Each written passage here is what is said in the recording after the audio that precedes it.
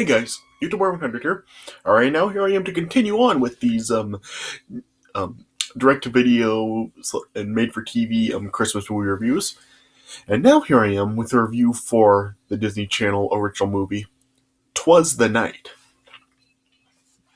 So, yeah, if you saw my last review for The Ultimate Christmas Present, which was another Disney Channel Christmas movie, yeah, I did say how I really wasn't a big fan of that one. I mean, yeah, I really didn't watch that one very much as a kid, and the movie overall it really wasn't very good. I mean, yeah, I did say I was just like annoyed with the characters. The main character was unlikable, and the story just really was not all that good. So that really wasn't a very good film. But this one is a much better Christmas Disney Channel movie than The Ultimate Christmas Present, because I did watch this one on much more than I did of The Ultimate Christmas Present. I mean, this is just like a better film all around. I mean, has like a better cast. I mean, better acting, a better story, better characters. I mean, it just really seems like the more complete film, and the story overall, it is like a lot better put together than The Ultimate Christmas Present was. Yeah. So I did. So I actually do like this one. Yeah, I was kind of surprised, like a couple of years ago, back when Nostalgia Critic for Disney December he reviewed the Disney Channel movies. I was kind of surprised that he didn't include this one in those reviews, because I really thought that this was going to be his review for like the Christmas Day Disney December review that year. But yeah, he didn't include this one, which I'm kind of shocked about. I mean, who knows? I don't know if like he's going to talk about this film on Christmas Day this year, or what he plans to do. But I don't know if he actually is ever going to talk about this one. But I think that he should, because this is actually a pretty good film. I mean, I do like it, because the story behind this film, it is like a pretty clever story, because what this is about is it's about like a like kind of like a con artist or a con man, and he's like on the run from people that are trying to hunt him down for some money that he owes. And then he ends up like staying with like his brother and his family, and then like a mishap goes on with Santa Claus, and then him and his nephew then decide to take over and like finish Santa's job on the night on Christmas Eve. And then it turns out that, like, in order to like get money, he's like ends up like stealing from the other houses, is unbeknownst to his nephew, and then like his nephew eventually catches on and stuff. So so it's kind of like a misunderstanding story with like a guy who's like not a very good person, but then like of course like you know how this is going to turn out. Like over time, like by the end of the film, he like ends up like redeeming himself and really like ends up like righting his wrongs. So so it's kind of like something like that we've seen quite a few times in film, but that's not to say that it's bad in this film, because it's not. I do think that it is done like pretty well. Like he's really like just trying to do some stuff to like kind of like get money to like get the people off of his back, though it's like he's doing it the wrong way. And then over time like he ends up like learning like from his mistakes, and then he just ends up like correcting his like mistakes, and then he then like ends up like also getting himself out of the situation that he's in, and then gets like the people after him to go away. And I do think that it is a pretty well written in this film. So so overall I do like the film. I mean, the film does have a pretty good cast. It does have Bryan Cranston as the main character of this film, Nick Wrigley, who's like the uncle of like the main kids in this film. It has Josh Zuckerman as like the main kid in this film, Danny, and then you do like have like other people like Brenda Gray, Reese Williams, Jefferson Mappin, Barkley Hope, Tori Higginson. And the main cast with this film, I think they all do a pretty good job. I mean, it's kind of like the average type of kids that you would expect to see. I mean, you've got like the the oldest sibling who's kind of like a like kind of following in his uncle's footsteps. He's kind of like a mischievous this this kid, a mischievous teenager who's like really pulling like some stunts, and then you have like the sister who's kind of like the computer nerd, and then you have the youngest his brother who's just kind of like who's kind of like the average like child who like has the belief in Santa Claus and really just does everything right, and yeah, you know how that goes. Yeah.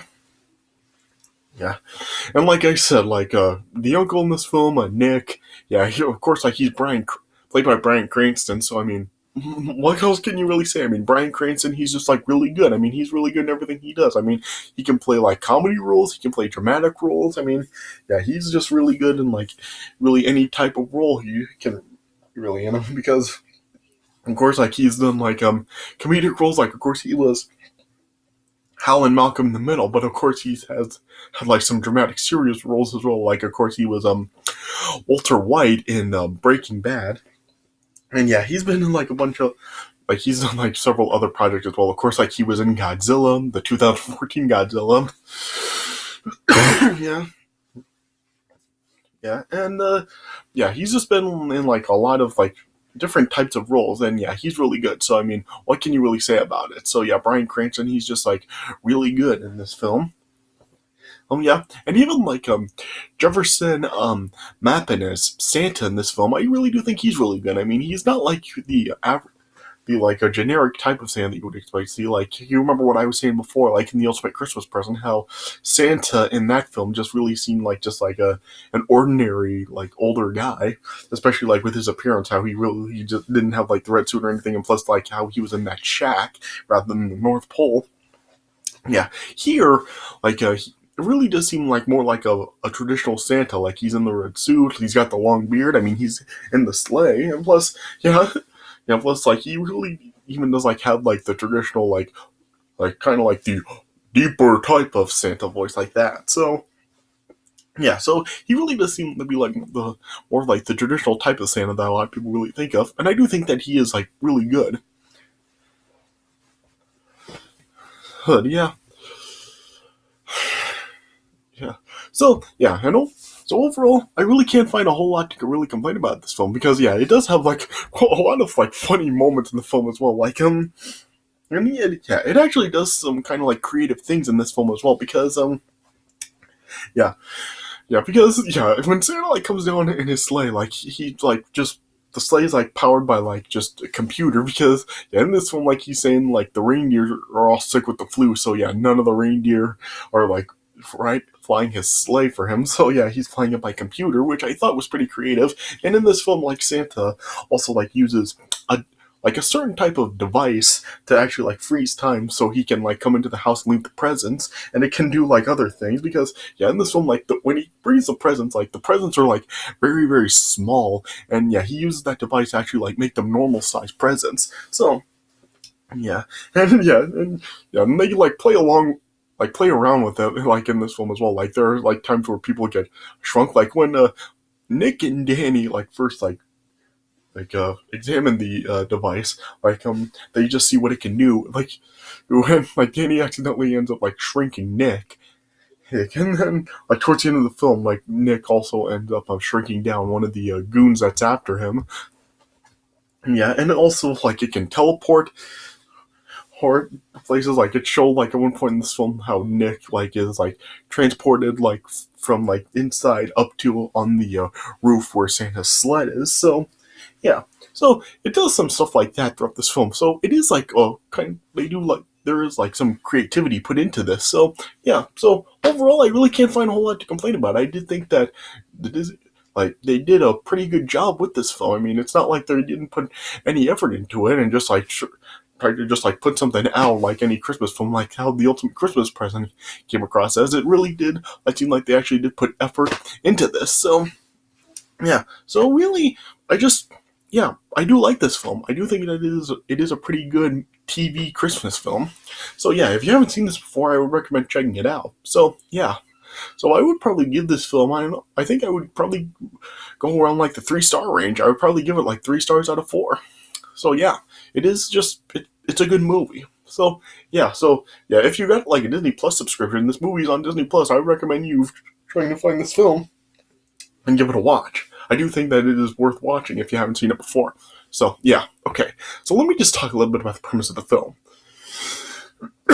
So yeah, so as I said, the film has some Danny in this film, who's played by Josh Zuckerman, who you may know him because he was like the kid that played young Dr. Evil in the third Austin Powers film. Yeah, he plays like a 14-year-old kind of like troublemaking boy, Danny Wrigley. And yeah, I show that as this film starts off, like on Christmas Eve, like he's trying to like make up some money for like Christmas gifts, and what he does is like he cons his little brother Peter into just buying some of his stuff, but his parents like get on him for that. And yeah, they can tell like he's like kind of like following in his Uncle Nick's footsteps, and this film does show that like Danny does have a better relationship with Nick than like any other person in his family. So yeah, and he really does like look up to his Uncle Nick, yeah. And it shows that Nick is like a very troubled and irresponsible sort of a con man. And now he ends up like being hacked by some criminals who are like trying to find a bank account code to Nick's boss. That's because like Nick owes like some money for an internet scam that he pulled. And so then like the criminals, Bill and Harry, along with their enforcer Elliot, like end up like confronting him in his apartment, and they like have him tied down to a chair, and they're like giving him until like Christmas Eve to give them the money that he owes for them. Yeah, but then after Bill and Harry left and set Nick free, and like Nick then decided and tried to flee. Elliot tried to chase Nick down, but Nick was able to escape, and then he was able to eventually then like steal a Santa costume, and then walk to a bus stop in disguise, and then he was able to go to his brother John's house, and then when he arrives at the house, like the kids all like have a good connection with him, but yeah, the father, who's of course like his brother, wasn't very thrilled to see Nick there, but yeah, they did like welcome Nick to stay with them for the holiday because yeah, this was like Christmas Eve, so they did welcome Nick to spend Christmas with them. Yeah, but then after the parents then ended up like getting called into the hospital because yeah, both parents like had like medical jobs, and they ended up getting called into the hospital, and so then they pretty much just had to have Nick look after the 3 kids, and later that night, then after like Nick ended up like receiving like a threatening email from Bill and Harry saying that they're like tracking him down, and Nick then like threw them off his trail by like unleashing a computer virus onto them, but then and like it showed that Santa's sled was like flying in the air also, and then it ended up and that virus ended up like sabotaging his sled signal, and then Santa's sled came just coming down on top of the roof, yeah, and then and as I said, Santa then like came down the chimney with that device that could freeze time, and so then as both Nick and Danny were like downstairs like trying to see what the noise was of Santa's sled coming down, then Santa then froze time, and then and as I said, it then showed like how like the presents like were very small, and he used that device to actually like make them normal sized. Yeah, but then Santa accidentally like dropped the device, and then and like the time went back to normal, and then as Santa like tried to flee, he just like fell and was knocked unconscious, and then and after like they then Nick and Danny then discovered the device and how it works, then they felt decided that with Santa down and supposedly unable to continue delivering presents, the two of them then decided to take over and deliver all the presents. And then leaving Santa and at the house with Caitlin and Peter. Yeah, and then eventually, then as Nick and Danny were out on the sleigh, delivering the presents, and Caitlin and Peter then discovered Santa in the house, then Santa then discovered that his sled was gone, and so then they all then figured out that Danny and Nick took the sleigh. Hey, yeah, and then then Santa was then trying to find a way to get his sleigh back, and so then they then tried to get the sleigh signal back through the computer. So they then went to the computer store with the strong enough signal to get control over the sled again. Yeah, but then then as Nick and Danny were out delivering the presents, then it then showed that unbeknownst to Danny, Nick was actually stealing from all the houses using the device. He was shrinking a bunch of household objects down and hiding them in his Santa suit. Yeah. Yeah. Yeah. And then eventually once Caitlin was able to help Santa get a lock on the sleigh and try to regain control of it. Then when Danny and Nick realized that they didn't really have control over the sled, then they then decided to just shut down the sleigh system and then turn it right back on, which they did. And then Caitlin was ended up losing signal to the sleigh. Hey, yeah, but then eventually then Danny ended up catching his Uncle Nick stealing, and so then after that then Danny then just felt betrayed by Uncle Nick and just said that he was done with him. And meanwhile, then when and Danny, Santa just came to the conclusion that Danny was in cahoots with Uncle Nick and he stole the sleigh, and he just said that Danny will be on the naughty list forever. And of course, I haven't mentioned yet how Uncle Nick has been on the naughty list for life because of just the person that he is, just always being a naughty person. And so then he decided to do the same thing with Danny here. And then Danny then decided to go back home to see if he could help Santa. And then when he came back, the sleigh ended up breaking down due to the computer system just being crashed basically. And then Danny then apologized to Santa for what he did, and he wasn't intending to steal the sleigh. Yeah. But then, as Uncle Nick then was sitting at a bus stop, then Bill, Harry, and Elliot then drove by, and then they were asking him the address to his brother's house, which they tracked him down to. But they didn't recognize Nick in the Santa suit. And then they just ended up driving off, and then after Nick then realized that where they were going, then he realized that Danny and the kids and just his family was in trouble. But then Nick was able to still had Santa's device, and then when Bill, Harry, and Elliot then arrived at the house and confronted Danny, Caitlin, Peter, and Santa, then Nick then arrived. Then just came face to face with them.